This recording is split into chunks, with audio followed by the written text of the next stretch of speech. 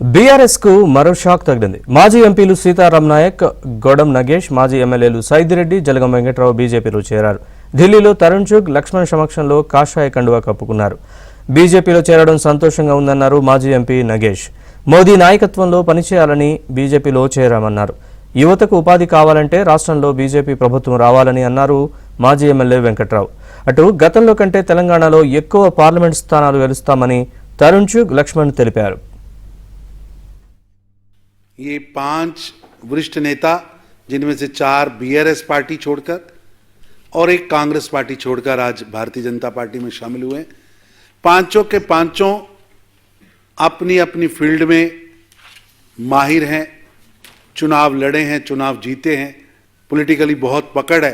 गौडम नगेश जी MP भी रहे, BRS के वरिष्ठ नेता हैं, वहाँ की बड़ी आवाज़ हैं।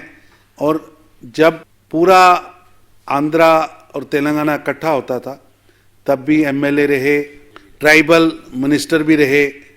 एक ऐसा परिवार जो एसटी में जिनकी बहुत पकड़ है, ऐसा परिवार मैं उनका भारतीय जनता पार्टी में स्वागत करता हूं।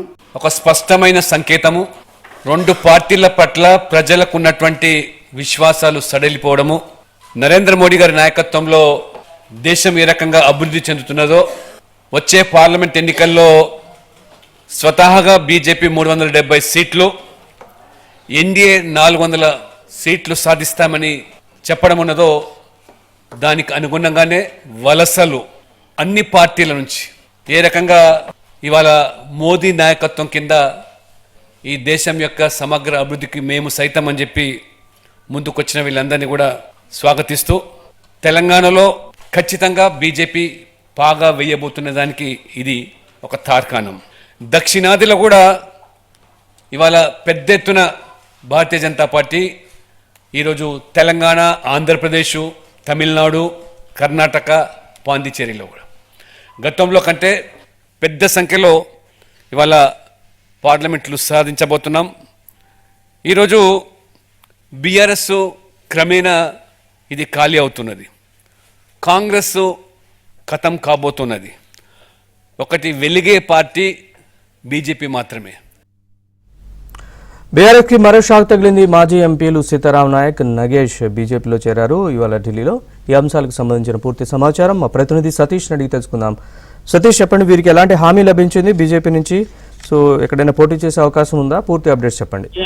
నరేష్, బీజేపీలోకి వలసలు అయితే పెరుగుతున్నాయి. బీఆర్ఎస్ నేతలే టార్గెట్ గా కూడా బీజేపీ ఆపరేషన్ కొనసాగిస్తున్నట్టు తెలుస్తుంది. ఇటీవల చాలా మంది నేతలు కూడా బీఆర్ఎస్ సిట్టింగ్ ఎంపీలు బీజేపీలో చేరారు. తాజాగా మాజీ బీజేపీ ఎంపీలైన సీతారాం నాయక్, అదేవిధంగా గోడెం నగేష్ ఆదిలాబాద్ కు చెంది, మరోవైపు హుజూర్ నగర్ కు చెందిన మాజీ ఎమ్మెల్యే సైదిరెడ్డి, అదేవిధంగా జలగం వెంకట్రావు, కాంగ్రెస్ నేత గోమాస, ఈ 5 నేతలు కూడా ఈ రోజు బీజేపీ తీర్థం పుచ్చుకున్నారు. అయితే ప్రధానంగా ఆదిలాబాద్ ను గోడెం నగేష్ ఆశిస్తున్నట్టు తెలుస్తుంది. ఆయనకు ఆదిలాబాద్ లోక్సభ సీట్ను కేటాయించే అవకాశాలు కూడా చాలా స్పష్టంగా కనిపిస్తుంది. ఇక సీతారాం నాయక్ కు మహబూబాద్ పార్లమెంట్ ఇచ్చేందుకు కూడా స్పష్టమైన ఆదేశాలు లభించినట్టు తెలుస్తుంది. మరోవైపు ఇక సైదిరెడ్డికి నల్గొండ బీజేపీ లోక్సభ సీట్ ని కేటాయిస్తున్నట్టు కూడా సమాచారం అందుతుంది. ఇక జలగం వెంకట్రావుకు ఖమ్మం లోక్సభ స్థానాన్ని కేటాయిస్తున్నట్టు కూడా సమాచారం ఉంది. మరోవైపు కాంగ్రెస్ నేత గోమాస శ్రీనివాస్ సైతం కూడా పెద్దపల్లి టికెట్ ని ఇచ్చేందుకు కూడా బీజేపీ అంగీకరించినట్టు తెలుస్తుంది. వారితో ఇప్పటికే